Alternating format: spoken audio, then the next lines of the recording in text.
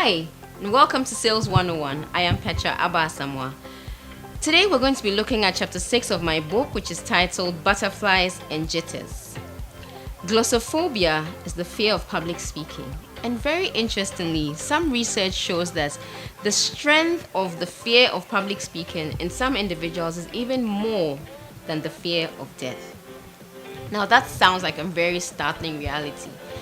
But for some people, it is true. And so because of the anxiety of speaking in public, they totally avoid it.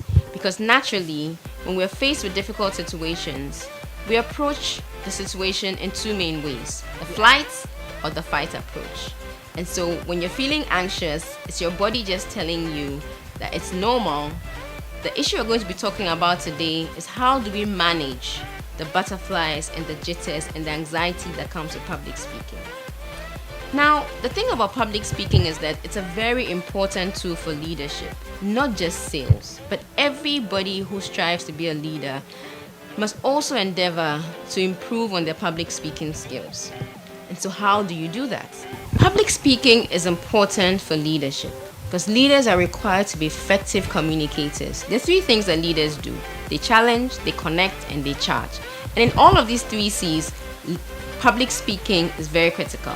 Actually, being an effective communicator and using public speaking as a tool are very important.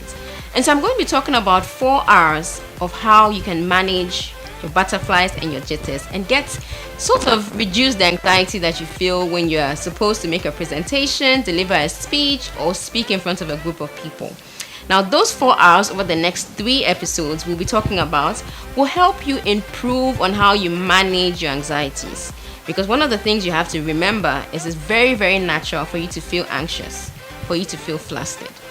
The thing is, how are you going to manage it and be able to still deliver on your speech, deliver on your presentation, and be an effective communicator? We'll deal with the 4 R's, which are to research, rehearse, relax, and be ready. And so I'm going to be talking about 4 R's, 4 things that you can do to help you improve on your public speaking skills and reduce the impact of your butterflies and your jitters. And the 4 R's are to research, rehearse, be ready, and the final R is to relax. First of all, let's talk about research. Now, the thing about researching your topic, whatever it is you're going to speak about, is that it takes you beyond just the first level of speaking to something you don't know anything about to becoming an authority in the subject matter. When it comes to selling, being able to know about your customer properly, have enough information about your customer, but not only your customer, knowing about your industry, knowing about your product, knowing about your competitor, all of that gives you a better grounding to be able to deliver a winning presentation. Research is also important because it gives credibility to your subject matter. Instead of just talking out of feelings and emotions, you now have concrete evidence of what you're saying.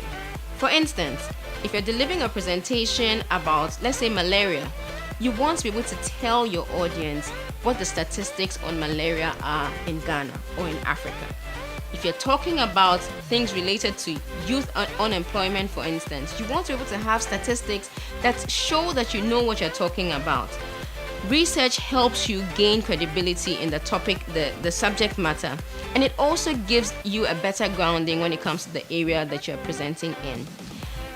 Typical to sales is the issue of researching your customer. If you're delivering a presentation or a sales pitch, you want to be able to show in your sales pitch that you actually understand the customer need. And so take your time to research on the customer, research the background of this customer or the organization you're dealing with, so you can put in information that actually relates to them. And so that's the first R out of the 4 R's. In the subsequent episodes, we'll deal with the other 3 R's. So stick and stay with us.